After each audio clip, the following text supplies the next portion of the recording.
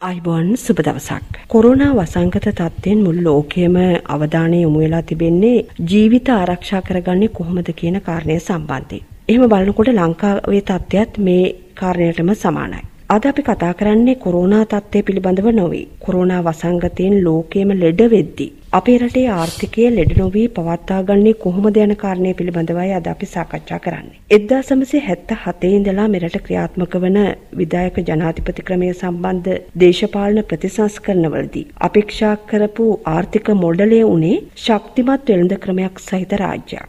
1970 ආණ්ඩුව ඒ වගේම 1977 ආණ්ඩුව අතර සිදුවෙච්ච බරපතලම දේශපාලන ආර්ථික වෙනස්කම් විදිහට මේ රාජ්‍යයේ වපසරිය ඒ වගේම වෙළඳ පොලේ වපසරිය පිළිබඳව තිබුණු අදහස්වල වෙනස්කම් මේ කාලෙදිත් සාකච්ඡා වෙමින් පවතී. කොහොම වුණත් වර්තමානයේ මේ මොහොතේ අද අපි රටේ සාකච්ඡා කරමින් ඉන්නේ ශක්තිමත් ව්‍යවසායකයෙක් ඒ වගේම ශක්තිමත් පුරවැසියෙක් ඒ වෙනුවෙන් දේශපාලන ආර්ථික ප්‍රතිසංස්කරණ කොහොමද අවශ්‍ය වෙලා තිබෙන්නේ කියලා. ඒ වගේම අපේ රටේ ආර්ථිකයේ හැඩගැස්ම හදගැස්ම මේ වගේ වෙලාවක කොහොමද කියන කාරණේ පිළිබඳවයි මේ මොහොතේ රට තුල සාකච්ඡා වෙන්නේ. ජනතාව බොහොම විමසිල්ලෙන් මේ පිළිබඳව බලාගෙන ඉන්නවා. මෙන්න මේ කාරණා පිළිබඳව සාකච්ඡා කරන්න ජාතික ගුවන්විදුලියේ විදිහට අපි ඊටම ගෞරවයෙන් ඇරයුම් කළා මහ බැංකුව අධිපතිතුමන් දේශමාන්‍ය මහාචාර්ය WD ලක්ෂ්මන් මැතිතුමන්ට. එතුමන් අපේ ආරාධනය ඊටම සතුටින් පිළිගෙන මහ බැංකු පරිශ්‍රය වෙත අපිව කැඳෙව්වා මේ සාකච්ඡාව කරගෙන යන්න. ඉතින් බොහොම ලස්සන පරිසරයක අලංකාර කොළඹ නගරයක පැත්තකින් දිස්සෙද්දී මහ බැංකුව අධිපතිතුමන් දේශමාන්‍ය මහාචාර්ය WD ලක්ෂ්මන් මැතිතුමනි ඔබතුමන්ව ඊටම ගෞරවයෙන් අපි පිළිගන්නවා. ආයිබෝන්. දැන් 2020 වර්ෂයේ මාර්තු මාසයේ 11 තමයි පළමු කොවිඩ් ආසාදිතය අපට හමු වුණේ. ඒ වෙද්දිත් අපේ රටේ ආර්ථිකය සම්බන්ධයෙන් කරන සාකච්ඡාවලදී දේශපාලනික වශයෙන් ආර්ථික වශයෙන් අපට ඇහුනේ අපි දැක්කේ යම්කිසි අනතුරුදායක තත්ත්වයක් තිබෙනවා කියලා. ඇත්තටම 2020 වර්ෂයේ රාජ්‍යය ඒ වගේම ශ්‍රී ලංකා මහ බැංකුව කියන පද්ධතීන් දෙක විසින් සිදු කරන ලද ප්‍රතිපත්තිමය කාරණා පිළිබඳව මෙහිදී අවධානය යොමු විය යුතුමයි මේ සාකච්ඡාවට ප්‍රවේශයක් විදිහට මේ සාකච්ඡාව යම්කිසි ප්‍රගතියකින් ඉදිරියට පවත්වාගෙන යන්න. මහ බැංකුව අධිපතිතුමනි කොහොමද ඔබතුමන් මේ කාරණයට ප්‍රවේශයක් ගන්නෙ? 2020 ආරම්භ වෙච්ච ලංකාව තුල කොවිඩ් වසංගතයේ පැතිරීමත් එක්ක මේ පත් වෙලා දැනට ක්‍රියාත්මක වෙමින් සිටින ආණ්ඩුව අපේක්ෂා කරපු විදිහේ ආර්ථික ප්‍රතිපත්තිමය සංශෝධන මුලදී ඇති කළත් විශාල බලාපොරොත්තු ඇතිව මේ කොවිඩ් වසංගතයේ පැතිරීම හේතු කොටගෙන ඒ අපේක්ෂා සෑහෙන දුරට වෙනස් කරන්නට පහු කාලේ සිද්ධ වුණා. ඔබ ඇසුවේ සුවිශේෂී ප්‍රතිපත්තිමය කාරණා ගැන.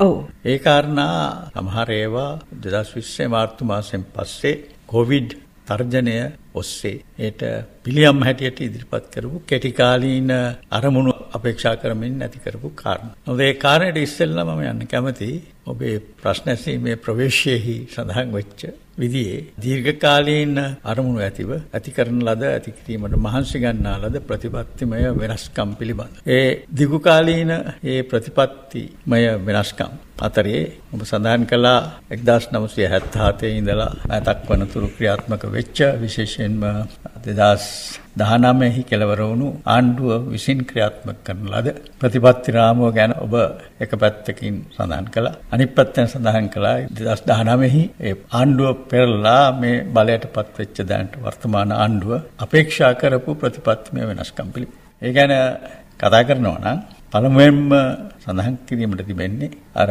ඔබ කියපු විදිහේ වෙළඳපොළ සහ රාජ්‍ය අතර ඒ සහසම්බන්ධතාවය එහෙම නැත්නම් සමබරතාව පිළිබඳ යම්කිසි වෙනසක් අපිට දකින්නට පුළුවන් අලුත් ආණ්ඩුවේ පත්වීමත් සමග. ඒ වෙනස තමයි පහුගිය අවුරුදු 5 ඇතුළත, يعني ඊට කලින් අවුරුදු 5 ඇතුළත ක්‍රියාත්මක වෙච්ච ප්‍රතිපත්ති දාමය තුල විශාල අවධානයක් තිබුණා පෞද්ගලිකාංශය වෙළඳපොළ බලපෑම් විශාල වශයෙන් නිර්බාධීකරණය කිරීම පිළිබඳ. නමුත් ඒ ප්‍රවේශයෙන් එළියට ගිහිල්ලා තරමක් දුරට සම්පූර්ණයෙන්ම නෙවෙයි තරමක් දුරට එළියට ගිහිල්ලා වෙළඳපොලේ බලවේග රජය විසින් සුපරීක්ෂාවෙන් බලාගෙන ඉන්න ගමන් මෙහෙයවීමේ අරමුණක් ඇතිව ක්‍රියා කරන විදිහේ රාජ්‍ය තන්ත්‍රයක් ආර්ථික වශයෙන් බිහි කිරීමට මා හිතන්නේ මේ ආණ්ඩුව බලාපොරොත්තු වුණේ. ඒ සඳහා නොයෙකුත් විදිහේ ක්‍රියාමාර්ග අනුගමනය කරනු ලැබුවා. අපිත් එහිදී මහ බැංකුව හැටියට විවිධාකාර අංශයන්ගෙන් උදව් කළා. මඟ පෙන්වුවා. නමුත් කොවිඩ් වසංගතයේ බලපෑම නිසා ඒ ගමන් මාර්ගය ඒ හිතපු විදියට ක්‍රියාත්මක කරන්න බැරි තත්ත්වයක් මතු වුණා පහුගිය කාලේ. මහාචාර්යතුමනි අර කලින් කිව්ව මොඩලයට වඩා මේ රජය මේ අනුගමනය කරපු මොඩලය සම්බන්ධයෙන් ක්‍රමවේදය සම්බන්ධයෙන් සාධනීය තත්ත්වයක් ඔබතුමන් දකිනවද? මොඩලයක් හැටියට අත් වශයෙන් සාධනීය කාරණා ඒ මොඩලෙහි අපි දුටුවා. මම විශ්වවිද්‍යාල ජීවිතය ගත කරන කාලේ මම විශාල වශයෙන් මේ පිළිබඳව තර්ක කරලා තියෙනවා. රචනා ලියලා තියෙනවා. ඒ අතරේ මා දැකපු ප්‍රධාන කාරණයක් තමයි දෙවන ලෝක යුද්ධයෙන් පස්සේ සාර්ථක ආර්ථික වර්ධනයක් අත්පත් කරගත්තු බොහෝ රටවල්. ඒ අතරේ නැගෙනහිර ආසියාවේ පවතින රටවල් කිහිපය, ජපාන, කොරියාව, තයිවානය, ඒ වගේ රටවල්, එක්කම දකුණු අග්නිදිග ආසියාවේ රටවල් කිහිපයක්, සිංගප්පූරුව එහෙම ඇතුළුව අනුගමනය කරපු යම් ක්‍රියාමාර්ග දිහා බැලුවහම අපි ඒ ක්‍රියාමාර්ග දෙස බැලුවේ යම්කිසි මහා බැලුවේ ක්‍රියාමාර්ග දෙස යම්කිසි ආර්ථික වර්ධනයට අපි අනුගමනය කරපු ක්‍රියාමාර්ග වලට වඩා හිතකර ක්‍රියාමාර්ග පෙළක් හැටියට. ආර්ථික සංවර්ධන සාහිත්‍යයේහි මේ ක්‍රියාමාර්ග බොහෝ තැන්වල හඳුන්වලා තිබෙනවා ඩෙවලොප්මන්ටල් ස්ටේට් මොඩල් එකක් හැටියට. සංවර්ධනමය රාජ්‍ය ආකෘතියක් හැටියට. ඉතින් ඒ ආකෘතිය කරා යන ගමනක් තමයි මා හිතන හැටියට අපි ආරම්භ කළේ 2019 අවසාන මාසය තුල. නැවතත් කොවිඩ්. ඔව් ඇත්තටම මහ බැංකුව අධිපතිතුමනි අපි කියනවා සිරිමාව බණ්ඩාරනායක මැතිණියගේ ආර්ථික ක්‍රියාදාමය විවෘත නොවූ ආර්ථිකයක් තුල එතුමිය අනුගමනය කරපු ලක්ෂණ වලින් සාධනීය දේවල් වත්මන් ජනාධිපති ගෝඨාභය රාජපක්ෂ මහතා උකහා ගනිමින් සිටිනවා කියලා. විශේෂයෙන්ම ඔය ආනයන සීමා කිරීම වගේ කාරණාවලදී ඒ පිළිබඳව යම්කිසි සාධනීය තත්ත්වයකින් ආර්ථික විශේෂඥයින් අදහස් පළ කරනවා. ඔබතුමන් මොකක්ද ඒ සම්බන්ධයෙන් දරන අදහස? ඔබතුමන්ගේ දීර්ඝකාලීන ආර්ථික විඥානයත් එක්ක බලනකොට ඒ අදහස් එක්ක මම උගත් දුරට එකඟයි. නමුත් අපිට ඒවා ක්‍රියාත්මක කරන්න තිබෙන්නේ 1970 ගණන් වලට වඩා විශාල වශයෙන් වෙනස් සමාජ ආර්ථික දේශපාලන තලයක. ගෝලීයකරණය කියන ක්‍රියාදාමය ලෝක තලෙහි අති විශාල වේගයකින් වර්ධනය වුණා පහුගිය අවුරුදු 20 විතර කාලය තුල. ඒකට ඒකත් එක්ක ඇති වෙලා තිබෙන වෙනස්කම්. දැන් උදාහරණයක් හැටියට මා කැමති මේ දැනට පවතින තත්ත්වයන් ආමන්ත්‍රණය කිරීම සඳහා ප්‍රශ්න ආමන්ත්‍රණය කිරීම සඳහා අප පිටරටින් ආනයනය කරන දේවල් තෝරා බේරලා ඒතරම්ම අත්‍යවශ්‍ය නොවන සුඛභෝගී තත්ත්වයේ ආනයන තරමක් දුරට තවදුරටත් සීමා කරනවා. මොකද ඒකට විරුද්ධව විශාල මතවාදයක් රටපුර ගොඩනැගෙනවා. 1970 ගණන් වල නොතිබුණු විදිහේ සමාජ මාධ්‍ය ආශ්‍රය කොටගෙන යන අති විශාල එහෙම නැත්නම් දැවැන්ත ව්‍යාපාරයක් තිබෙනවා. ඒ ව්‍යාපාරය තුළ කිසිම දෙයක් තර්කානුකූලව හිතලා ක්‍රියා කරන්න අමාරුයි. මොකක් කරන සියලුම දෙහි අඩුපාඩු දකින්න පුළුවන් අය ඕන තරම් ඉන්නවා. ඒක වර්තමාන තත්ත්වය තුළ තිබෙන 1970 ගණන් වල මට මතක හැටියට නොතිබුණු බරපතල අවකාශය පිළිබඳ සීමා වීමක්. එසේ නමුත් ඒ යම් දේවල් කිරීම අවශ්‍යයි. ලෝකයේ කිසිම රටක් මා හිතන තරමට මා දන්න තරමට කියවලා තියෙන තරමට සම්පූර්ණයෙන්ම වෙළඳපොළ මාර්ගම ඔස්සේ දිනු වෙච්ච අවස්ථා මා දන්න තරමට නැහැ කියලා මට හිතෙනවා. සිංගප්පූරුව වගේ රටවල් උදාහරණයක් ගත්තත් එය බෙහෙවින් රජය විසින් මෙහෙවන ලද සංවර්ධන ක්‍රියාදාමයක් හැටියටයි මට නම් පේන්නේ. ඇත්තටම අපේ වගේ රටකටත් රජය මූලික කරගත් නැත්නම් රජය මූලිකම වශයෙන්ම මෙහෙවන වෙළඳපොළ ප්‍රතිපත්තියක ගැළපෙන ස්වභාවය පිළිබඳව කතා කරොත් කොහොමද ඔබතුමන් මේ ගැන අවධානය යොමු කරන්නේ, අදහස් දක්වන්නේ? උදාහරණ දෙකක් තුනක් ගනිමු. අපි සාර්ථකව ක්‍රියාත්මක කරපු පළමුවන අවුරුද්දේ මේ රජයපත් වුණාට පස්සේ 2020 වර්ෂයේ කහ ආනයනය පිළිබඳ කතා. බොහොම පොඩි දෙයක් වර්තමාන ලෝකයේ වර්තමාන ලෝකාර්ථිකයේ එක්කම වර්තමාන දේශීය ආර්ථිකයක තියෙන ප්‍රශ්න හා සංසන්දනය කරලා බලනකොට බොහොම සුළු දෙයක්. එක කෘෂිකාර්මික භෝගයක් පිළිබඳ ප්‍රශ්නයක්. නමුත් ඒක තහනම් කිරීම උඩ අත්පත් කරගත්තු ජයග්‍රහණය අවුරුද්දක විතර කාලයක් ඇතුළත ඒක සැලකිය යුතුයි. මට හිතෙනවා 1970 ගණන් වල සිද්ධ වෙච්ච යම් දේවල් එක්ක සංසන්දනය කරන්න පුළුවන් කියලා. ඇත්තටම දැන් අර සාමාන්‍යයෙන් ගෙදරක පවා දැන් කහපැලයක් වගා කරගෙන මට්ටමට ඇවිල්ලා තියෙනවා. ගෙදර පරිභෝජනයට පවා. ඒතර ඒක හොඳ තත්ත්වයක්. ඔව් මුල් කාලේ යම් දුෂ්කරතාවල් වලට මිනිස්සුන්ට මුහුණ දෙන්න සිද්ධ වුණා. නමුත් එය දේශීය නිෂ්පාදනය වැඩි කිරීම. තවද 1948 අපේ නිදහස ලැබෙන කාලේ විශේෂයෙන්ම කලින් බ්‍රිතාන්‍ය අධිරාජ්‍යවාදයේ යටතේ අපේ දේශීය ආර්ථික කටයුතු විශාල වශයෙන් අඬාලව ගිය තත්ත්වයක් තිබුණා. ඉතින් ඒ තත්ත්වය නැති කරන්න අපේ පළමුවෙනි ආණ්ඩු ක්‍රම ජාත්‍යන්තරවාදී තෝරාගත්තු ආණ්ඩු හැම එකක්ම වගේ අනුගමනය කරේ මම හිතන හැටියට ඔය ආනයන ආදේශන කියන ප්‍රතිපත්තිය 1970 70 දශකයේ මුල් කාලෙත් වැනි ආර්ථික තත්ත්වයක් තිබුණේ. නමුත් ඒ වචනයටත් පරිභවගත තත්ත්වයකට පස්සේ කාලේ විශේෂයෙන්ම 80 ගණන් 90 ගණන් 2000 ගණන් තුල ජනයා පිවිසලා තිබෙනවා. එවැනි කාලය වෙනස් ඒ පරණ ක්‍රම ඒ විදිහටම අනුගමනය කරන්න බෑ. නමුත් මේ කාලය තුලත් යම් යම් අංශවල උදාහරණයක් හැටියට දැනට අත්හදා බලාගෙන යන කම හිතනවා බොහෝදුරට සාර්ථක වෙන්නට ඉඩ තියෙන. ගම්මිරිස් ප්‍රතිඅපනයනය පවා නතර කළා. ඒක විතරනේ ඒක නේමා කියන්ට හැදුවේ පොහොර පිළිබඳ ප්‍රශ්න. පොහොර පිළිබඳ ප්‍රශ්නේ රසායනික පොහොර තහනම් කිරීම, කාබනික පොහොර ප්‍රචලිත කිරීමේදී ඇත්තටම මේ ජනතාව ඒ සම්බන්ධයෙන් දක්වන අදහස් පිළිබඳව තිබෙන ප්‍රශ්නයක් අපට දැනෙනවා මාධ්‍යවේදීන් විදියට. සාමාන්‍යයෙන් මේ වගේ ජාතික වැඩපිළිවෙලකදී ජාතියක් අවදි වෙන්න අවශ්‍යයි. මොකක්ද මේ කරන්නේ කියන කාරණේ. අපි දකිනවා පිළිකා රෝහල ගත්තත් වකුගඩු රෝහල ගත්තත් රෝහල් පද්ධතිය ගත්තත් මොනතරම් රෝගීන් ප්‍රමාණයක් ඉන්නවද බෝ නොවන රෝගීන් කියලා. නමුත් මේ සියලු සාධක නොසලකා හරිමින් තමයි මේ රසායනික පොහොර ආනයනය කරේ. ඒකෙන් එක පැත්තකින් ආර්ථිකමය වාසියක් අනිත් පැත්තෙන් මානව සම්පත සුරක්ෂිත කිරීමේ අඩිතාලමක් වැටෙනවා. මහ බැංකුව අධිපතිතුමනි ඔබතුමන් කොහොම වුණත් ඒ ගැන යමක් කියනවා නම් ඊටාම වැදගත් මේ වගේ වෙලාවක රටේ ජනතාව වෙනුවෙන්. 1960 ගණන් විශ්වවිද්‍යාලවල උගන්වමින් කාල 60 ගණන් මැද හරිය කාලය තමයි ඒ දවස්වල හරිත විප්ලවය කියන වචනේ හඳුන්වමින් ඔය රසායන පොහොර වර්ග ඒකම කෘමිනාශක වගේ දේවල් විශාල වශයෙන් පැතිරුණේ. ග්‍රීන් රෙවොලූෂන් කියලා හරිත විප්ලවය කියලා මහා විශාල වශයෙන් ජාත්‍යන්තර ආයතන අපේ වගේ රටවල් වල ප්‍රචාරය කළා. දැන් කොයිතරම් ප්‍රචාරය වුණාද කිව්වොත් අපේ ගොවිපන්තිය පවා සාමාන්‍යයෙන් පරණ තාලෙට හැඩ ගිහිල්ලා තිබිච්ච ගොවිපන්තියට පුරුදු වුණා. නැතුවම බැරි දෙයක් හැටියට. දැනුත් ඒකම තමයි ඔය කියන්නේ. ඒ කියන්නේ අර අස්වැන්න වැඩිවීම තමයි ප්‍රධාන සාධකය. නෑ ඒකම නොයෙකුත් වෙනත් දේවලුත් ආවනේ වෙනත් සංවර්ධනය කරන ලද බීජ වර්ග කියලා. ඒ බීජ වර්ග පැවීම සඳහා මෙවැනි පොහොර ඇරෙන්න වෙන දෙයක් හරියන්නේ නෑ කියන වගේ තර්කයක් තිබුණා. එහෙම නැත්නම් රසායනික පොහොර නැතුව එවැනි බීජ වර්ග වලින් අස්වනු ගන්නට බෑ කියලා. උදාහරණයක් වීගොවිතැන ගත්තොතින් අර සාම්ප්‍රදායික වී වර්ග වෙනුවට අලුතෙන් හොයාගත් වී වර්ග ප්‍රචාරණය වුණා. මේවත් එක්කම මේ රසායනික පොහොර වර්ගත් විශාල වශයෙන් ප්‍රචාරය. මොකද ඒකට 1960 ගණන් මැද හරියේ ටික විප්ලවාකාරයෙන් මේක එකතු කළා වගේම 2020 ගණන් වල විප්ලවාකාරයෙන් මේක අයින් කරන්න සිද්ධ වෙලා තියෙනවා. ටික ටික අයින් කරන්න ගිහිල්ලා කීප දෙනෙක් මහන්සි ගත්තා මේක ඉස්සර. ඒක වුණේ. හරියනවා නම් ඉතින් මේ විදිය ක්‍රමයක් තමයි හරියන්නේ තියෙන්නේ. ඔව් ආර්ථිකයට කරන බලපෑම මේක කොහොමද ඔබ අර්ථ ගන්නවන්නේ? ඒක නොයෙකුත් විදිය ප්‍රශ්න සාකච්ඡා කරනවා. නිෂ්පාදනය කෙරෙහි කිසියම් මොහ බලපෑමක් ඇති වෙන්න පුළුවන්. නමුත් ඒ බලපෑමයි මිනිසුන්ගේ ආකල්ප වෙනස් කිරීම ඒ වගේ දේවල් නිකම්ම ඉඳලත් කරන්නේ නැහැ. යම් කිසි ක්‍රියාමාර්ගයක් ගන්න ඕනේ වෙනස් වෙන්න.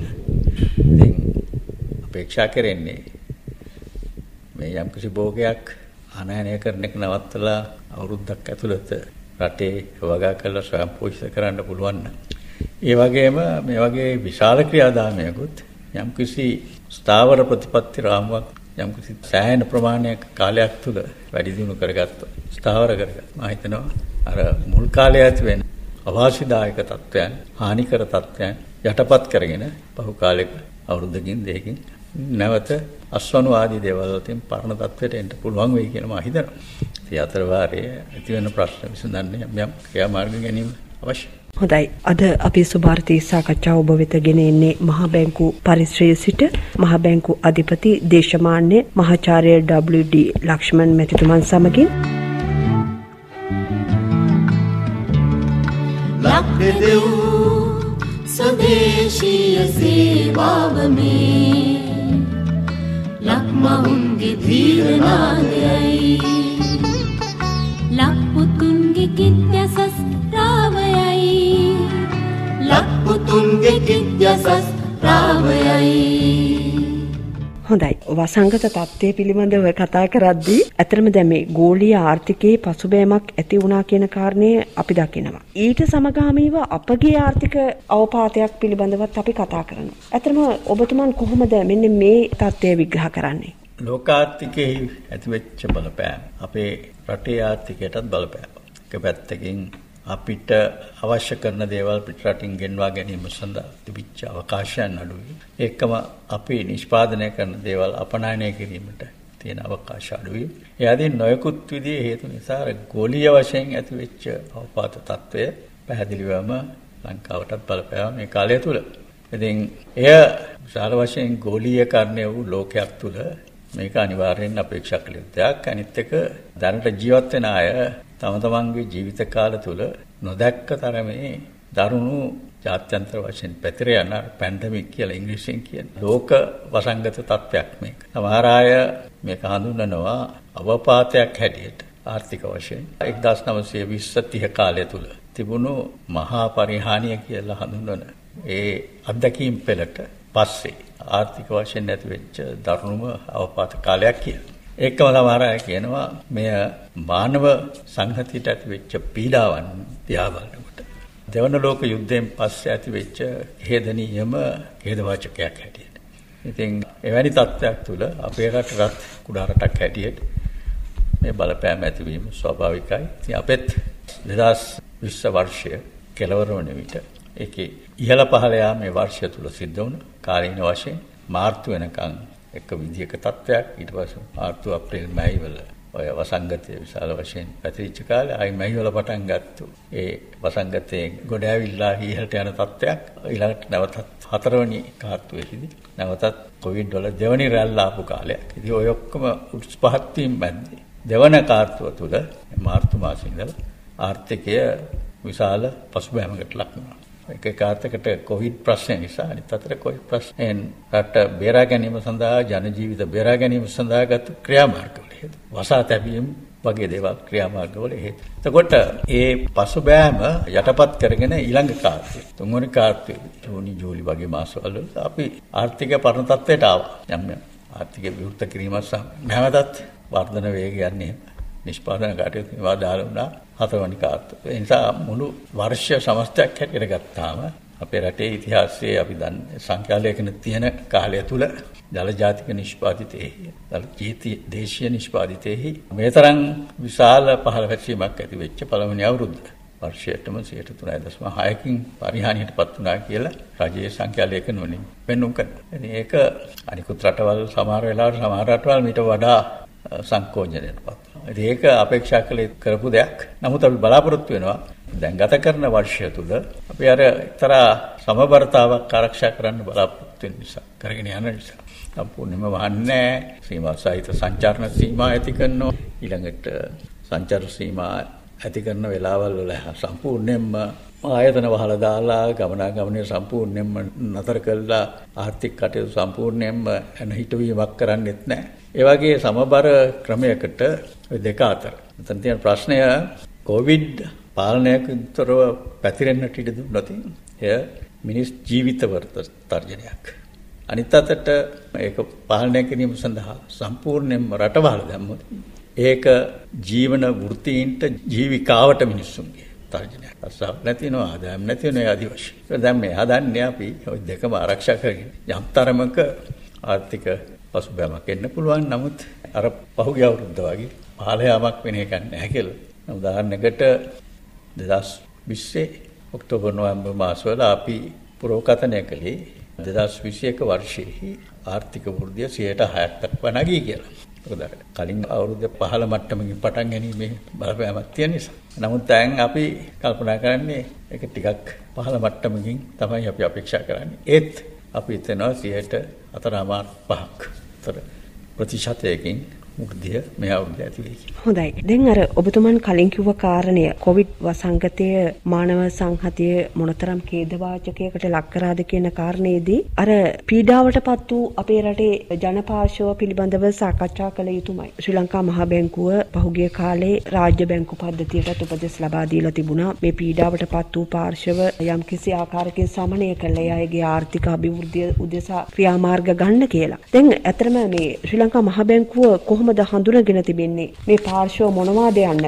පිළිබඳව? මා හිතන්නේ මහ බැංකුව විශේෂ හඳුනා ගැනීමක් කරා කියලා. මේක හැමෝම දන්න කියන දේ. උතය පාවිච්චියට අරගෙන සහන සීමාවන් සහනදායී කටයුතු සංවිධානය කර ගැනීමටයි අපි මහන්සි ගන්නේ. එහිදී පළමුවෙන්ම අවධානය යොමු වෙන්නේ රැකියාව කරන අය. උදාහරණයක් හැටියට රට සම්පූර්ණයෙන්ම වහලා තියෙන අවස්ථාවක වුණත් නිදසුනක් හැටියට මේ ගම්බදව ජීවත් වෙන මේ ගොවිතැනක් කරගෙන ඉන්න අයට ඒතරම් විශාල හානියක් පාඩුවක් වුණේ නැහැ ජීවිකාවන් පිළිබඳව. ඒකම ගම්බද සංවිධානයක් නැතිව ආර්ථික කාර්යවල යෙදෙන casual workersලා වගේ අයට මම හිතන්නේ තරම් ප්‍රශ්නයක් වුණේ නැහැ මිනිස්සු. ඒ තමන්ගේ වැඩ තියෙන තැන් වලට ගිහිල්ලා වැඩ කරගෙන. නමුත් රැකියාවල් හැටියට වැඩ කරන්න පුරුදු වෙලා හිටපු අයට විශේෂයෙන්ම අවිධිමත් අංශේ රැකියාව කරන සිටින අයට මෙය ලොකු බලපෑමක් වුණා කියලා මට හිතෙනවා. ඊළඟට ග්‍රාමීය නාගරික කියන විදිහට බෙදලා ගත්තොත් නාගරික අය විශේෂයෙන්ම නැවතත් රැකියාව කරන අය රැකියාවල නියුක්ත අය එය සමහර අවස්ථාවන්හිදී සංවිධානාත්මකව කර්මාන්ත ශාලාවල් වල රැකියාව කරන අයටත් බලපෑම. දැනට නම් බොහෝ කර්මාන්ත ශාලා ක්‍රියාත්මක වෙනවා. නමුත් 2020 දෙවන කාර්යයේ ඇතිවෙච්ච වසාතැබීම නිසා ඒ ෆැක්ටරි සම්පූර්ණව ඉවහල් දැම්මා. ඊළඟට තාමත්ම දැඩි ලෙස බලපාපු අංශයක් තමයි සංචාරකාංශය. සංචාරකාංශයේ ආදායම පැවුම් කටයුතු 100%කින්ම වගේ නැති වුණා කියලා කියන්න පුළුවන්. මොකද විදේශීය සංචාරකයන්ට පහසුකම් සැලසීමටයි අපේ සංචාරක ව්‍යාපාරය හැරගිලා තිබුණේ සාමාන්‍යයෙන්. දේශීය සංචාරකයන්ට නෙවෙයි.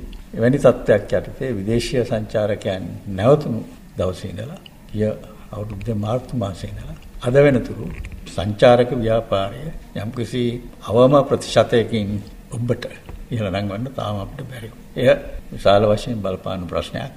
ඒ සංචාරක ක්ෂේත්‍රයෙන් ලංකාවට ලැබුණු ආදායම් ප්‍රමාණය විශාල වූ වාසයෙන් ඒ සංචාරක ක්ෂේත්‍රයේ යෙදලා ඉන්න අය අති විශාල විවිධත්වයෙන් යුක්ත ආර්ථික කටයුතු වල යෙදිච්ච අය. ඒ අයට සෑහෙන විශාල ආදායම් මාර්ග නැතිවීමේ ප්‍රශ්නයකට මුහුණ දෙන්න සිදුවේ.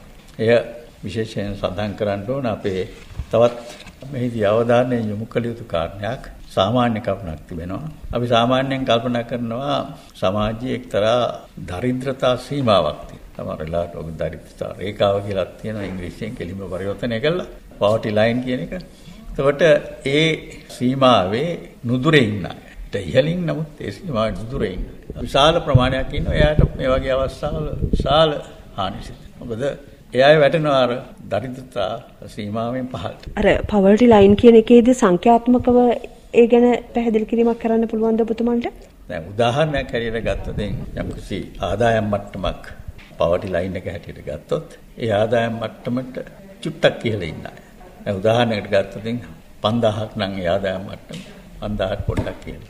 ඒ අය වගේ අය ගැන තමයි කතා කරන්නේ. මහ බැංකු අධිපතිතුමනි දැන් මේ පීඩාකාරී තත්ත්වයන් එක්ක මේ මුහුණ පා තිබෙන යම් යම් ඛේදවාචකයන් යම් යම් අමිහිරි අත්දැකීම් වලින් ජනතාව පීඩා විඳිද්දී ජනතාව වඩාත්ම අවධානය යොමු කරන්නේ එක්ක මුදල් අමාත්‍යාංශය ගැන. නැත්නම් ශ්‍රී ලංකා මහ බැංකුව මොකක්ද අපි වෙනුවෙන් ගන්න තීන්දුව තියෙන ඔන්න ඔය කාරණා සම්බන්ධයෙන් ජනතාව හරිම සංවේදී. තමන්ගේ මුදල් පසුම්බියට තමන්ගේ ගෙදර ආර්ථිකයට යම්කිසි අවහිරයක් වෙද්දී ජනතාව විවිධ ඉසව් දිහා බලනවා. චෝදනා කරනවා, විවේචනය කරනවා, අදහස් පළ කරනවා ඔය ආදී වශයෙන්. දැන් ඇත්තටම මේ තත්ත්වෙන් රට බේරගන්න නැත්නම් රටේ ආර්ථිකය පිළිබඳ යම්කිසි කළමනාකරණයක් ඇති කරන්න ශ්‍රී ලංකා මහ බැංකුව අනුගමනය කරපු ක්‍රියාපටිපාටිය මොකක්ද? මහ බැංකුව මේ කාලේ අනුගමනය කරපු ක්‍රියාපටිපාටියෙහි යම් යම් ක්‍රියාවන් දීර්ඝකාලීන වශයෙන් ආර්ථිකය වර්ධනය කෙරෙහි බලපාන උදාහරණයක් හැටියට පොලි ප්‍රමාණ පහළ මට්ටමකට ගෙනීම. දැන්ට පොලි ප්‍රමාණ ලංකාවේ බැංකුවලින් දෙන ණය වලින් අය කරනු ලබන පොලි ප්‍රමාණ පවා අනිකුත් ප්‍රතිපත්ති පොලි ප්‍රමාණ තියෙනවා. ඒක මහ බැංකුවයි වාණිජ්‍ය බැංකුව අතර සම්බන්ධ වැදගත් වෙන පොලි ප්‍රමාණ. නමුත් මේවා මහ ජනයාට බැංකුවලින් ලැබෙන ණය පිළිබඳ පොලි පවා විශාල වශයෙන් අඩු කරනු ලැබුණ මේ කාලය තුළ මම හිතනවා මෙය බොහොම කාලයකට පස්සේ තනි ඉලක්කමේ පොලි ප්‍රමාණ පවතින කාලයක් බවට අපි පත් කරලා තිබෙනවා. ඊට අමතරව මහ බැංකුව ගත්තු ක්‍රියාමාර්ග අතරේ එක ක්‍රියාමාර්ගයක් තියෙනවා. ඒක පැහැදිලිව සඳහන් කරන්න ඕන. මේ කාලේ අර 2019 අවසානයේහි ඇති කරන ලද බදු ප්‍රතිසංස්කරණය නිසා, අය බදු ප්‍රතිසංස්කරණය නිසා අපි අපේක්ෂා කළේ බදු ප්‍රතිසංස්කරණයෙන් මිනිසුන්ගේ ආයෝජන කටයුතු වැඩි දියුණු වෙයි. වැඩියෙන් මිනිස්සු අය අරගෙන ආයෝජනය කරයි. මේ බදු අඩු නිසා ඒ නිසා අපි අපේක්ෂා කළා ආර්ථික කටයුතු වර්ධනය වෙන්න පටන් ගත්තා. නමුත් ඒක ඒ අපේක්ෂා කරපු ආකාරයට සිද්ධ වෙන්න ලැබුණේ නැහැ මේ කොවිඩ් ප්‍රශ්නේ නිසා. ඒ නිසා අයබදු ආදාය විශාල වශයෙන් සීමා වූ තත්ත්වයකටපත් වුණා. ඒ වගේ අවස්ථාවක කොවිඩ් එකෙන් ඇතිවෙච්ච බලපෑම් වලට පිළියමක් හැටියට ආණ්ඩුවට සිද්ධ වුණා ජනතාවට යම් සහන සපයන්න. ගාක්ම හැමදෙනෙක්ම කතා කරන සාහනය තමයි දෙතුන් ගමනක් දීපු රුපියල් 5000 දීම නම් මේ ඇතදී දුන්නා. ඒකට ඒවට විශාල මුදලක් අවශ්‍යයි. ඒකම කොවිඩ් වසංගතය පාලනය කිරීම සඳහා එන්වීම වගේ දේවල් විශාල මුදල් අවශ්‍යයි. දැන් ඔයෙන් දේශීය ආර්ථිකය තුල කරපු විශාල වියදම් සඳහා ආණ්ඩුවේ අර අයභාරය පහළ මට්ටමකට වැටුණු පසුබිම යටතේ අපිට සිද්ධ වුණා මහ බැංකුව හැටියට ආණ්ඩුවට භාණ්ඩාගාර බිල්පත් හරහා ණය දෙන්න. සාමාන්‍යයෙන් ඔය මුදල් මවනවායි අරවයි මේවයි කියන කතාවල් කියන්නේ ඒක ණය දීමක්. මහ බැංකුව කොහොම හරි මේ කටයුත්ත සඳහා අවශ්‍ය ආදායම මහ බැංකුව විසින් සපයනු ලැබුවේ. ඒක තමයි මහ බැංකුවේ මේ කාලෙ තුල සිද්ධ වෙච්ච ඉතාමත්ම වැදගත් කාර්යභාරය. ඒ කටයුත්ත නොවන්නට විශාල කළ යුතු දේවල් කිරීමට මුදල් නැතිකම නිසා ප්‍රශ්න වලට මුහුණ දෙන්න සිද්ධ වෙනවා. එය මේක නිසා වැළකුණා. ඒකට අමතරව අපි කියනවා මුදල් තත්ත්වයන් වෙළඳ පොලේ මුදල් තත්ත්වයන් ලිහිල් කිරීමක් අපි කළා කියලා. එහිදී පොලි අනුපාතික පහළ මට්ටමකට ගැනීම සංචිත අනුපාත පහළ දැමීම වගේ මූල්‍ය ප්‍රතිපත්ති හැටියට මූල්‍ය ප්‍රතිපත්තියේ උපකරණ හැටියට සැලකෙන දේවල් මහ බැංකුව විසින් ක්‍රියාත්මක කරන ලැබුවා. එක්කම තමත්ම වැදගත් අංශයක කටයුතු අපි කළා. මේ සුළු සහ මධ්‍යම ප්‍රමාණයේ ආයතන ව්‍යාපාරික ආයතන හඳුනාගෙන ඒ අයට ණය දීමේ ක්‍රමයක් පහසු පොලියට. ඒක අපි හඳුන්වනවා මේක 104 පොලියට දුන්නේ. මෙය COVID-19 පුනරුද්ධ සහන ණය යෝජනා ක්‍රමය කියලා. මහ බැංකුවෙන් ක්‍රියාත්මක කරන්නේ ප්‍රතිමූල්‍ය පදනමකින් ක්‍රියාත්මක වෙන එකක්. ඒ කියන්නේ වාණිජ බැංකුන් ඉල්ල ණයට ණය දෙනවා අපේ උපදෙස් අනුව. ඊට පස්සේ ඒ ණය මුදල් අපෙන් ප්‍රතිමූලනය කරනවා. නැවතත් ඒගොල්ලෝ එකතු කරගත්තාට පස්සේ අපිට අපහු ලබා දෙන විදිය ක්‍රමයක්. ඒ නිසා මේක විටින් විට අපිට එකම මුදල් ප්‍රමාණය රෝල් කර ණයට දෙන්න පුළුවන්. ඒ වගේ ණය ක්‍රමයක් මේක. 2020 මාර්තු මාසයේ සිට මේ වැඩපිළිවෙල හරහා රුපියල් බිලියන 180ක් පමණ ණය මුදල්. බිලියන. ඒවා පීඩාවටපත් වූ පාර්ශ්ව සඳහා ණය අපි වාරික ගෙවීම ප්‍රමාද කරලා තියෙනවා. මොරටෝරියම් කියලා තියෙන්නේ. ඊළඟට සමහර තැන් වල ණය ප්‍රතිව්‍යුහගත කිරීමට අපි උදව් කරලා තියෙනවා. මූල්‍ය පද්ධතියේ ස්ථාවරත්වය පවත්වාගෙන යාම මහ බැංකුවේ වගකීමක්. ඒ නිසා අපි ඒ සඳහා මේ කාලය තුල මිනිස්සු තේරුම් ගත්තේ නැති වුණාට සාමාන්‍යයෙන් ඔය ගෙවීම් සහ පියවීම කියන කාරණේ. උදාහරණයකට මිනිස්සු චෙක් පතකින් මුදල් ගෙවුවත් එහෙම නැත්නම් කාඩ් එකකින් ගෙවුවත් වෙනත් අලුත් කාඩ් වර්ග තියෙනවා ඒවයින් ගෙවුවත් මේක ඒ බැංකු ක්‍රමය හරහා මිනිස්සුන් අතරේ මේ ගනුදෙනු හුවමාරු වෙන්න යම් කිසි ක්‍රමයක් අවශ්‍යයි. ගෙවීම් සහ පියවීම් පද්ධති කියලා කියන්නේ ඒවට. සාමාන්‍යයෙන් මේ රට තුල මහා බැංකුව තමයි මේ ගෙවීම් පියවීම් පද්ධති මෙහෙවන්නේ පාලනය කරන්නේ. අපි මේ කොවිඩ් කාලය තුල කොච්චර රට වැහුවත් මේ කාරණේ පවත්වාගෙන ගිහිල්ලා තියෙනවා කැඩෙන්න බිඳෙන්න නැතුව කඩකප්පල් වෙන්නේ නැතුව. ඒක ඉතාමත් වැදගත් කාරණයක් මේ කාලය තුළ ස්ථාවරත්වය ආරක්ෂා කර ගැනීම සඳහා. හොඳයි. අද අපි සුභාර්ථී සාකච්ඡාව ඔබ වෙත ගෙන එන්නේ මහා බැංකු පරිශ්‍රයේ සිට මහා බැංකු අධිපති දේශමාන්‍ය මහාචාර්ය WD ලක්ෂ්මන් මැතිතුමන් සමගින්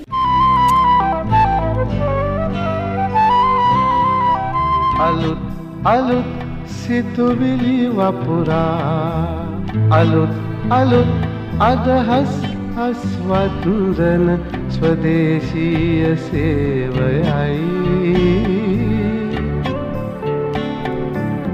අලුත් ඇහැකින් ලෝකය දෙස බලනා ස්වදේශීය සේවයයි මේ ඔබේ ස්වදේශීය සේවයයි. හොඳයි මහාචාර්යතුමනි, දැන් මේ අපනයන ඉපැයීම් පෙර වර්ෂවලට සමගාමීව මේ කොවිඩ් වසංගතයත් එක්ක යම් වෙනසකට ලක් වුණාද? කොහොමද තත්ත්වය? ප්‍රධානම වෙනස ආනයන ආදේශන අපනයන මොන විදියට ගත්තත් නිෂ්පාදන කටයුතු වල යම් කිසි බලපෑමක් වුණානේ මේකෙන්. මිනිසුන්ට විශේෂයෙන්ම ශ්‍රමය පිළිබඳ හිගකම් ඊළඟට ආනයනය කරන ලද අතරමැදි භාණ්ඩ අමුද්‍රව්‍ය පිළිබඳ හිඟකම් ඒ වගේ දේවල් හේතු කරගෙන උදාහරණයකට 2019 අපනයන ආදායමේ අගය තිබුණේ ඩොලර් බිලියන 11.9ක් 2020 වසරේ අපනයන ආදායම ඩොලර් බිලියන 10 දක්වා අඩු වුණා. ඒ කියන්නේ බිලියන 2ක පමණ අඩුයි. 15.9කින් අඩුවීමක්. වසංගත තත්ත්වය හැමේ විදේශ රටවලින් නැති වෙච්ච ඉල්ලුම පහළ යාම.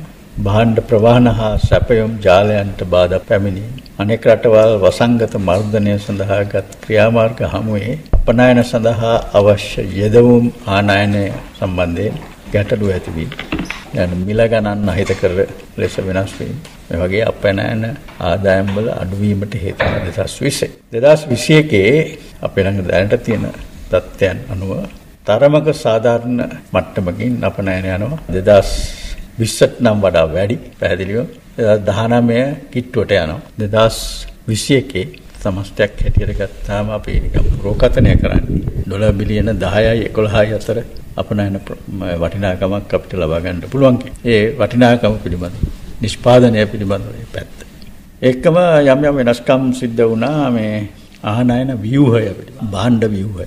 එහෙම වුණත් ප්‍රශ්නේ තියෙන්නේ අපේ කාර්මික අපනයන වල ඉහළ තලයේ තාක්ෂණික භාණ්ඩ අපනයනය තවම බොහොම පඩු මට්ටමක පවතිනවා. මේ අංශ අපනයනාංශ නගා සිටුවීම සඳහා විවිධ අමාත්‍යාංශ වශයෙන් හැම අපනයනාංශයකම වගේ කාර්යසාධක බලකායන් පිහිටුවලා අපි මහ බැංකුවෙත් අවස්ථා ගණනාවකදී රැස්වීම් 15,000ක් විතර කෙරුණා. අපිම සංවිධානය කරපු කාර්යසාධක බලකායන් එක්ක අදාළ ඇමතිවරුන් සහභාගී වෙච්ච රැස්වීම්. ඒවා නොයෙකුත් විදිහේ ක්‍රියාමාර්ග යෝජනා කළ ක්‍රියාත්මක කළ පසු විපරම් කළා.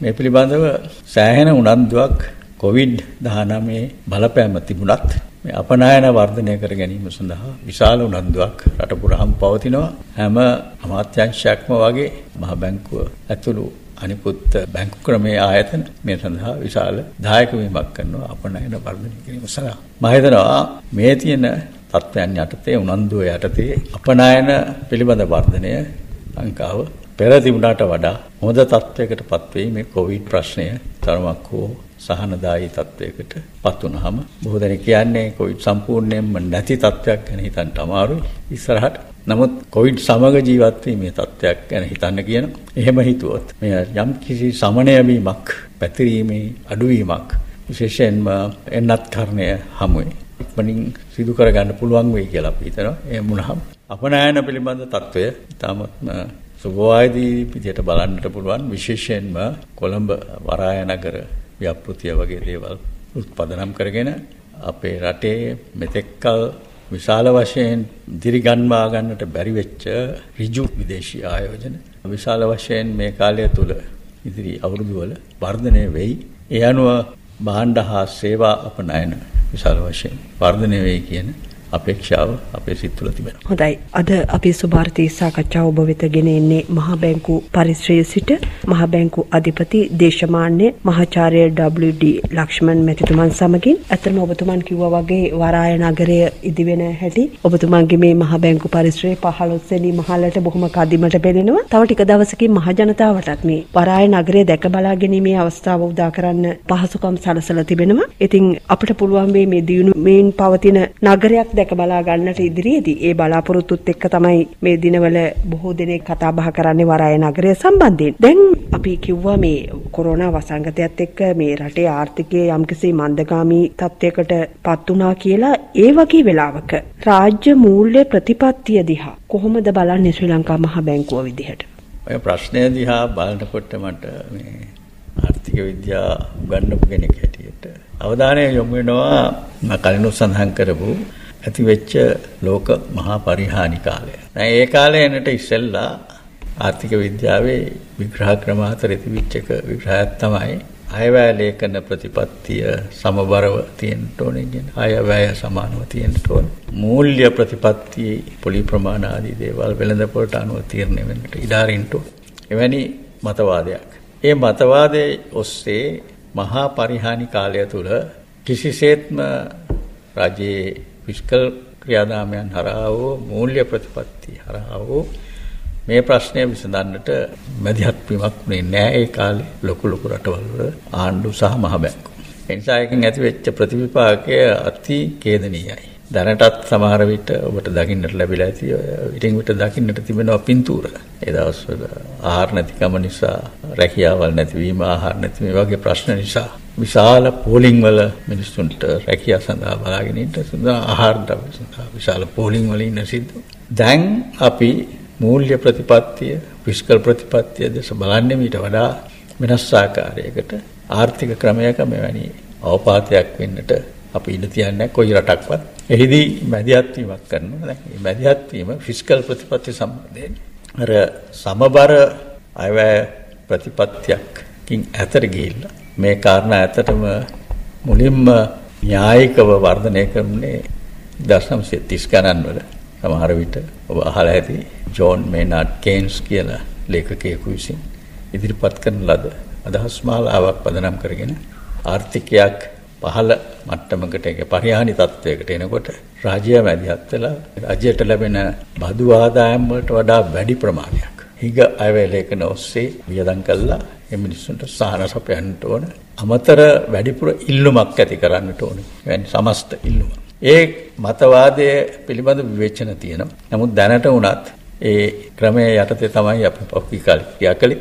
විශාල වශයෙන් සිද්ධ වුණ ආණ්ඩුවට හිගා වැලේකනයක් ගෙනියන්න මේ කොවිඩ් කාලේ නිසා එක පැත්තකින් ආදායම් අඩුවීම හේතු කොටගෙන ඒ හේතුව නිසා විශාල අයවැය හිගයන් ඒ අයවැය හිගයන් පියවීම සඳහා මහ බැංකුව මුදල් සම්පාදනය කරලා දීමක් ණය මුදල් හැටියට ඒ නිසා මුදල් සැපයීමේ වැඩිවීමක් ඒ ආදී ප්‍රශ්න මේ කාලය තුල ඇති වුණා. ඒකට ඒක වඩා යහපත් තත්ත්වයක් ආර්ථිකයේ ඇති වුණාට පස්සේ ආදායම් බදු සහ වෙනත් බදු ආදායම් ආණ්ඩුවට නිසි පරිදි ලැබෙන්නට පටන් ගත්තට පස්සේ ඇති වුණු දේශීය ණය ප්‍රමාණය මොකද එක්කේ රාජ්‍ය ණය ඇටියට මහ විශාල සංඛ්‍යාව ඉදපත් කරනවා. ඒ ණය ටිකෙන් ටික ගෙවා දැමීම පුළුවන් කියන අදහස අපි දරනවා. එහෙම කරන්න පුළුවන් ආණ්ඩුවකට. ඒ නිසා මෙය මහ විශාල බරපතල ප්‍රශ්නයක් හැටියට හිතන්න හොඳ නෑ. මේ කාලේ හැම රටක්ම ලෝකෙ ඔය වැඩේ කළා. සමහර රටවල් මහ බැංකු වැඩිපුර මුදල් නිකුත් කරලා තියෙනවා. දැන් ඇමරිකාව වගේ රටක ට්‍රිලියන ගණන් වලින් ඩොලර්. අපේ නම් එච්චර ගියේ නෑ. හොඳයි. දැන් අර රටේ විදේශ ණය ප්‍රමාණය පිළිබඳවත් මේ දිනවල සාකච්ඡා වෙනවා. විශේෂයෙන්ම මේ පිළිබඳව කොහොමද අපි සාකච්ඡා කරන්නේ? ඔබතුමන් ඒ සම්බන්ධයෙන් දක්වන අදහස කොයි ආකාරද? එය බරපතල ප්‍රශ්නයක්. අපි විශේෂ අවධානය යොමු කළ යුතු ප්‍රශ්නයක් හැටියටයි මම දකින්නේ. මෙය කාලයක් තිස්සේ අපි විදේශීය මුදල් වෙළඳපොළවල් වලින් කියන්නේ නොයෙකුත් විදිහේ පිළිනපත් බැඳුම් කර විකුණලා ආණ්ඩුව විසින් ණය අරගෙන තියෙන ලොකු ගණන්. ඒ විශාල ණයබර විදේශීය ණයබර 2019 මේ රාජ්‍ය බලය ගන්නා විට ඉහළ අගයක පැවතුණා. මේ රාජ්‍ය ගත්ත එක වැදගත් තීරණයක් ක්‍රියාත්මක කරපු එක වැදගත් තීරණයක් තමයි අපි මේ ණය ගෙවා දාන්න ගමන් රජයේ ණය තව තවත් වැඩි කරන ක්‍රියාමාර්ගවලට යන්නේ නැහැ කියලා. ණය වැඩි කරන ක්‍රමවලින් මේක ගෙවන්නට යන්නේ නැහැ කියලා. ඒක සම්පූර්ණයෙන්ම 100%ක් ඒ විදිහටම ක්‍රියාත්මක කරන්න බැරි වුණත් අපි විදේශීය ණය අඩු කරගෙන දේශීය ණය ඉහළ ගියත් විදේශීය ණය අඩු කරගෙන ඇවිල්ලා තියෙනවා මෙතෙක් මේ ක්‍රමය තුල. කොහොම නමුත් මේ මාසය ඇතුළතත් විශාල ණයක් අපි ගෙවන්න ඕනේ. අපි ඒක ගෙවනවා. නමුත් වෙනත් මාර්ග වලින් විශේෂයෙන්ම අපනයන වැඩි කිරීම වගේ දේවල් මග හරහා ආනයන යම් කිසි මට්ටමක සීමා කරගෙන තබා ගැනීම හරහා එසේම වෙනත් මිත්‍ර පාර්ශ්වයන්ගෙන් ණය ආධාර ලබා ගැනීම හරහා මේ ප්‍රශ්නය ක්‍රමක්‍රමයෙන් විසඳ ගන්න පුළුවන් කියන එකයි මගේ මතය. හොඳයි. දැන් අපි අර ආර්ථික අවපාතය පිළිබඳව සාකච්ඡා කරා මුලින්ම 2020 වර්ෂයේ මාර්තු මාසයෙන් පස්සේ අපේ රටේ ආර්ථිකය සම්බන්ධයෙන් කතා කරද්දී. නමුත් අපි දන්න විවිධ විග්‍රහයන් වලට අනුකූලව එය දේශපාලනික වශයෙන් විශේෂයෙන්ම නැත්නම් ආර්ථිකමය වශයෙන් විග්‍රහ වෙන්න පටන් ගත්ත පාස්කු ප්‍රහාරය. පාස්කු ප්‍රහාරයෙන් පස්සේ ශ්‍රී ලංකාවේ ආර්ථික ස්ථායීතාවයට ඇතිවෙච්ච බලපෑම. ඒ බලපෑමත් එක්ක මේ කොරෝනා වසංගතය තවත් තීව්‍ර කරා කියලා තමයි කියන්නේ.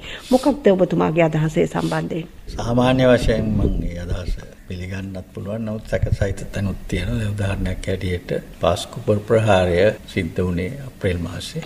එදා සිට කොවිඩ් ප්‍රහාරය වෙනතුරු අවුරුද්දක විතර කාලයක් ගෙවිලා තිබුණේ. ඒ නිසා අර සිද්ධිය බොහෝ දුරට අමතක වෙලා ඒ සිද්ධිය ප්‍රතිවිපාක මැඩගෙන ආර්ථිකය හැඩගැහෙමින් තිබිච්ච කාලයක්. එසේ නමුත් දැන් ඔය ටුවරිසම් සෙක්ටර් සංචාරකාංශය වගේ අංශවල ඒ පාස්කු ප්‍රහාරයෙන් පස්සේ ඒ අංශවල පරිහානියක් ඇති වුණා ක්ෂණික වශයෙන්. ඒ කාලේ ගත්තු ණය සඳහා දෙන ලද සහන කාල වගේ දේවල් දිගටම පවත්වා ගන්නට සිද්ධ වෙලා තිබුණා 2020 වෙනකොට. ඒ නිසා දැන් උදාහරණයක් හැටියට මහා බැංකුව දෙන ලද ණය සහන කාල සමහර ඒවා ඒ කාලේ ඉඳලා ආපු ණයවල සහන කාල වඩා ඉදිරියට දීමක් හැටියට සලකන්නට පුළුවන් සමහර ඒවා. ඉතින් ඒ බලපෑම මගේ කල්පනාවේ හැටියට ඒ බලපෑම තිබුණා. එසේ නමුත් ඒක නිකන් අඩු වේගෙන යන මට්ටමක තිබුණේ. මේකෙන් විශාල නැවත ප්‍රශ්න උග්‍ර වීමක් සිද්ධ වුණා COVID-19 ප්‍රශ්නය නිසා. හොඳයි. දැන් අපි කියනවා අපේ රට දියුණු වෙමින් පවතින රටක් කියලා. කොහොම වුණත් අපි හැම වෙලෙම රටක් විදිහට උත්සාහ කරන්නේ එයින් ඔබට යන්න.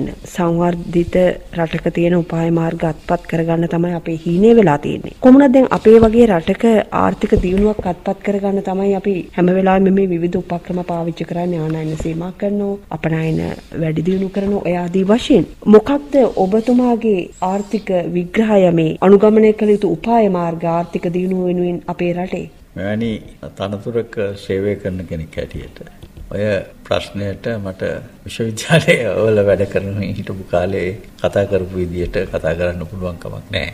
එසේ නමුත් මෙම තනතුරේ ඉඳගෙන වුණත් මම විශ්වාස කරන්නේ අර මුලින් කියපු විදිහේ රජයේ මෙහෙයවීම් සහිත වෙළඳපොළ ආර්ථිකයක් අපිට අවශ්‍යයි. මට මේදී සඳහන් කරන්න හිතෙනවා ආර්ථික සංවර්ධන උපාය මාර්ග ගැන කතා කරනකොට බොහෝ දෙනෙක් යම්කිසි වැදගත් කාරණයක් හෝ දෙකක් අවධාරණය කරමින් ඒ දේශ ඒවත් ඒ කාරණයට යොමු වෙච්ච විදියට උපාය මාර්ග වර්ගීකරණයක් නිර්වචනය කරන වර්ගීකරණයක්. එහෙම එකක් තමයි ඔය වෙළඳපොළයි ඊළඟට රාජ්‍යයයි. ඉතින් ওই දෙක අතර මැදිහත් වීමක් ගැන කතා කරා. කිසිම රටක් මම හිතන්නේ ඔය දෙකෙන් එකක් පමණක් තියාගෙන දිනු වෙච්ච රටවල් තියෙනවා. ඔය දෙකම විශේෂයෙන්ම 18 වෙනි සතවර්ෂයේ 19 වෙනි සතවර්ෂයේ කාලේ ඉඳලා මම කතා කරන්නේ ඊට ඉස්සර කාලේ නෙවෙයි. තියුණු වෙච්ච හැමතැනම ওই දෙකම භාවිත වෙනවා. හැම රටකම වගේ අර වාණිජ්‍යවාදී කියලා ප්‍රතිපත්ති මාලාව ක්‍රියාත්මක වෙච්ච කාලවල වල රජයේ මැදිහත් වීමක් එතන තිබුණා. ආනයන සීමා කළා අපනයන වලට වර්ධනය වෙන්නේ නැහැ ආදී වශයෙන්. ඒතකොට ඒක එක පැත්තක්.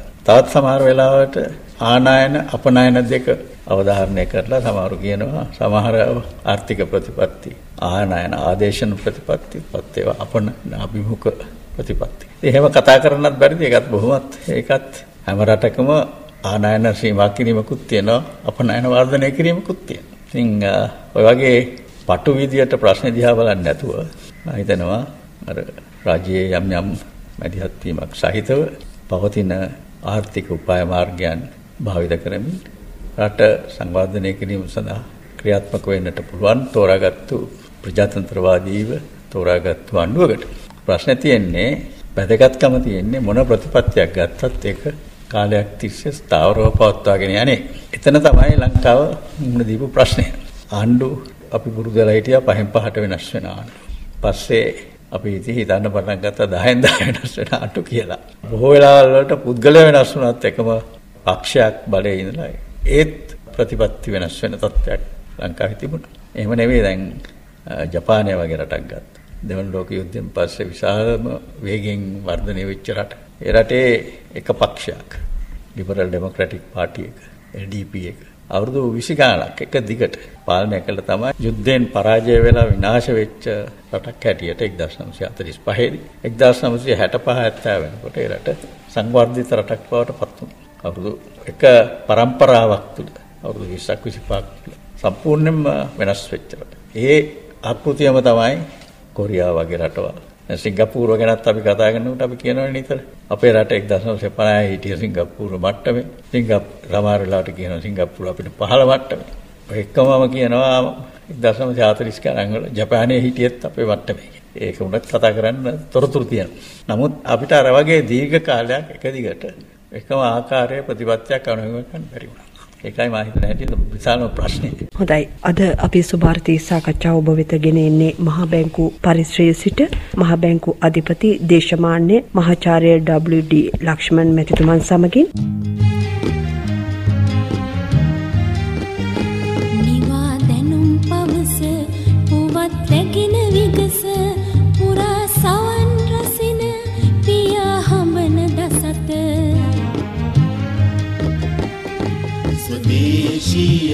සේවයයි උදානක රාවයයි. ඒ වගේම මහාචාර්යතුමනි දැන් අපේ රටේ සාමාන්‍යයෙන් අර්බුදකාරී තත්ත්වයන් උද්ගත වෙනකොට අපි සහනාධාර ආර්ථික ක්‍රමෝපායන් තුලින් ජනතාව අස්වසාලන්නට යම්කිසි උත්සාහයක් ගන්නවා. ඒකට ජනතාව පුරුදු වෙලා තිබෙනවා, ජනතාව බලාපොරොත්තු වෙනවා. ඇත්තටම මෙහෙම දිගටම යන්න පුළුවන්ද අපිට? මේ සහනාධාර ආර්ථිකය තවදුරටත් අපට යෝග්‍යද? මොකක්ද ඔබ කියන්නේ? කාලයක් තිස්සේ ලංකාවේ ආර්ථික ක්‍රියාදාමයන් පිළිබඳ සාකච්ඡාවන්හිදී බොහොම බහුල වශයෙන් මතුවෙච්ච ප්‍රශ්නයක්. උදාහරණයක් හැටියට 1960-70 ගණන් වල ලංකාවට උපදෙස් දෙන්න පැමිණි විදේශීය බුද්ධිමතුන් මතකයි 1950 ගණන් වල 60 ගණන් වල පළ වුණා views of papers by visiting economists කියලා. ලෝකේ හිටපු ප්‍රසිද්ධ ආර්ථික විද්‍යාඥ මහාචාර්යවරු පිරිසක්. ඊට පස්සේ ඒ කාලෙමත් ඉඳලා ඊට පස්සේ ලෝක බැංකුවේ නොයෙකුත් අධ්‍යයන කණ්ඩායම් ඇවිල්ලා පළ කරපු විශාල පොත් තියෙනවා, කුඩා පොත් තියෙනවා. කුඩා පොත් පිංචි ඇති. IMF එකේ මැදිහත් වීමෙන් යෝජනා කෙරිච්ච යම් ක්‍රියාමාර්ග තියෙනවා. මේ බොහොමයක් ප්‍රධාන තේමා වුණේ ඔය ඔබ කියන සහනාධාර එක්ක මේ වැඩි කරන්න බෑ. මුලින් සමහර විට ඔබ දන්නෙත් නෑ තිබිච්ච සහනාධාරය. ඒකට විරුද්ධව කොච්චර ලියවිලි ලියලාද? ඊළඟට ඒක අත්තර දැමුනේ 1978 සහනාධාරය කියන්නේ ආණ්ඩුව කලේ වෙළඳ පොලේ තියෙන මිලට වඩා අඩු මිලට කූපන් ක්‍රමයකට හාල් බෙදලා දී. ඒ ක්‍රමය අත්හැරලා ජයජාවර්ධන මහත්මයා 1978 පටන් ගත්තා ෆුඩ් ස්ටැම්ප් ක්‍රමයක්. වගේ සහනාධාර කියන ඒවා ලංකාවේ ගොඩනැගුණු සුබ සාධන රාජ්‍යයේ අත්‍යවශ්‍ය අංග ලක්ෂණ හැටියට තිබුණා. අත වශයෙන් ඔය සහනාධාර කියන ඒවා ඔය පැති වලින් හාල් වලට දීපුවා. එහෙම නැත්නම් හදිසි අවස්ථාවකදී රුපියල් 1000ක් 2000ක් එහෙම නැත්නම් වර්තමාන කාලේ 5000ක් බෙදලා දෙන ඒවා ගම් වතුර වලදී එහෙම නැත්නම් වෙනත් ස්වාභාවික ප්‍රශ්න ඇති වෙච්ච වෙලාවල් වල මිනිස්සුන්ට දීපු සහන. ඒව අරුණාම කාලයක් තිස්සේ අපේ තියෙන සහනාධාර යටතේ ක්‍රියාත්මක වෙන ඉතාමත් වැදගත් අංශ දෙකක් තියෙනවා. වෙනත් ලෝකයේ බොහෝ රටවල් වල ඉරිසියාවට ලක් වෙච්ච දෙකක් මම හිතන හැටියට අධ්‍යාපනය සහ සෞඛ්‍ය සේවය. ඒ සහන ක්‍රමය ලංකාවට පුරුදු වෙච්ච එකක්. ඒක හරහා ලංකාවේ ආර්ථික වෘද්ධිය ඒතරම්ම හොඳ නැති වුණාට උදාහරණයක් හැටියට අපි 108ක වර්ධනයක් ලබාගෙන දින අවුරුදු 3යි. ඒ අවුරුදු 70 ගානකින්. නිදහසින් පස්සේ උගා තැන්වල උගා කාලවල උනේ 5ට අඩු වර්ධන වේගයක්. ඉතින් වර්ධනය අතින් අපි ඒතරම්ම සාර්ථක නැහැ. උදාහරණයක් හැටියට ඔය චීනය වගේ රටක් මේ මෑත දශකවල 10% විතර වේගෙන් 9-10ක වේගෙන් අවුරුදු 15 විතර 16 විතර එක දිගට වර්ධනය. අපිට ඒ වගේ රෙකෝඩයක් නැහැ. වාර්තාවක් නැහැ. නමුත් අපිට තියෙන වෙනත් වාර්තාවක් අපි හඳුන්වනවා ආර්ථික සමාජ සංවර්ධනයේහි විශේෂ තැනක ඉන්න රටක් හැටියට ජාත්‍යන්තර වශයෙන් සංසන්දනය කරන. ඉංග්‍රීසියෙන් කියනවා ශ්‍රී ලංකා is an outlier. ඒක පුද්ගල දල ජාතික නිෂ්පාදිතයත් එක්ක ඔය නොයෙකුත් විදිහේ සමාජ දර්ශක තියෙන්නේ. ඒ සමාජ දර්ශකකට සංසන්දනය කරලා බැලුවාම පෙළගහලා බැලුවාම ප්‍රස්ථාරයක ලංකාවේ ඉන්නේ අනිකුත් රටවල් සම්බන්ධ කරන රේඛාවක් ඇන්දොත් ඒ රේඛාවට වැඩිය බොහොම ඉහළින් බොහෝ වෙලාවල. එහෙම නැත්නම් අඩු වෙනකොට හොඳ තත්ත්වයක් පෙන්වුම් කරන දර්ශකයක් නම් අපි ඉන්නේ පහළින්. උදාහරණයක් ඇටියට සාක්ෂරතාව. එහෙම නැත්නම් longevity මේ ජීවන අපේක්ෂා කාලය. ඒවා අපිට සමාන ආදායම් මට්ටම් තියෙන රටවල් එක්ක සංසන්දනය කරනකොට අපි ඉන්නේ ඉහළට. බොහොම ඉහළට. ඒකයි අවුට්ලයි. ඒක සංවර්ධන දර්ශකයක් කියලා එකක් තියෙනවා. ඒ සංවර්ධන දර්ශකයේ ලෝක සංවර්ධන දර්ශකයේ අපි යනවා ඉහළ මට්ටමක ඉන්නේ. ඒක අපි අත්ත වශයෙන් ආඩම්බර වූ කාරණයක්. නමුත් ඒක නඩත්තු කරගන්න පහළින් තිබෙන ආර්ථික ශක්තිය වැඩි දියුණු කරගත්තා නම් තමයි. ඒක තමයි මේ ආර්ථික වර්ධනයක් ගැන කතා කිරීමට හේතුව. හොඳයි මහාචාර්යතුමනි මේ සාකච්ඡාව අවසන් කරන්නට කාලය ඇවිල්ලා. රටේ ආර්ථිකය සම්බන්ධයෙන් රටේ අනාගතය සම්බන්ධයෙන් ඔබතුමාගේ අදහස නැත්නම් දැක්ම අවසාන වශයෙන් කෙටියෙන් අපට පැහැදිලි කරන්න. ජනතාවට පණිවිඩයක් විදිහට දෙන්න අපිට පුළුවන් නම් ඒක ඊටම වැදගත්. දැනට පවතින තත්ත්වයන් යටතේ අපි බොදෙනෙකුට එකට එකමුතු වෙලා හැම දෙයකදීම එකිනෙකා විචනය කරගන්න යන්නේ නැතුව අපිට නියෝජන ප්‍රජාතන්ත්‍රවාදය වැදගත් දෙයක්. ඒ නියෝජන ප්‍රජාතන්ත්‍රවාදය යටතේ අඩු ගානේ අවුරුදු 5ක් හෝ 10ක් ආණ්ඩුවක් තියෙනවා. නම් ඒ ආණ්ඩුවට එකතු වෙලා වැඩ කරන විරුද්ධ පක්ෂ එකතු වෙලා නෙවෙයි. ඒගොල්ලන්ට වැඩ කරන්න දීලා පොඩ්ඩක් අයින් වෙලා ඉන්න විරුද්ධ පක්ෂ. ඒ වගේ පසුබිමක් අපේ හැදෙනවා. මම මේ නැවතත් අවධාරණය කරන්නේ අර කලක් තිස්සේ ප්‍රතිපත්ති එක සමානව ඒකාකාරව වෙනස්වක් නැතුව පවත්වා ගන්නට පුළුවන්කම. ඒක පවත්වා ගන්න පුළුවන් නම් ඔය කියන ප්‍රතිපත්ති ආයතන හැටියට බොහොමයකින් අපිට මීට වඩා හොඳ තත්ත්වයක් අත්පත් කරගන්න තිබුණා. නමුත් ඒක එක ක්‍රමයකට අවුරුදු 5ක් යනවා ඊට පස්සේ තවත් ක්‍රමයකට යනවා. ඒක මම හිතනවා වළක්ව ගත්තොත්. ඒ කියන්නේ ප්‍රජාතන්ත්‍රවාදයේ ඇතුලේ අපිට ඒ කටයුතු ඉටු කරගන්න පුළුවන් වෙයි කියන එක මගේ විශ්වාසය. බොහොම ස්තුතියි ඔබතුමන්ට මහා බැංකුව අධිපතිතුමනි. අපි සමුගන්නවා ඔබතුමන්ගෙන්. ඔබතුමන්ට දීර්ඝායුෂ ප්‍රාර්ථනා කරනවා. ආර්ථික විද්‍යාඥයෙක් විදිහට මේ රටේ උගතුන් බුද්ධිමතුන් මොනතරම් ඔබතුමන් බිහි කරන්නට ඇද්ද? ඒ වගේම මහා බැංකුව අධිපතිවරයා විදිහට රටේ මූල්‍ය ප්‍රතිපත්තීන් සඳහා දක්වන දායකත්වය පිළිබඳව අපේ කෘතවේදී ප්‍රණාමය ස්තුතිය පුද කරමින් ඔබතුමන්ට සමුදෙනවා. හිතවතුනි අද අපි සුභාරති සාකච්ඡා මණ්ඩපයෙන් මහා බැංකුව අධිපතිතුමන් දේශමාන්‍ය මහාචාර්ය WD ලක්ෂ්මන් මැතිතුමන් සමගයි සාකච්ඡා කළේ. අපි එහෙමනම් සමුගන්නවා. බොහොම ස්තුතියි ඔබතුමන්ට. ඔව් ස්තුතියි. හොඳයි. මම සුධර්මිකා විජේරත්න ඔබට යහපත් දවසක් ප්‍රාර්ථනා කරනවා. ආයුබෝවන්.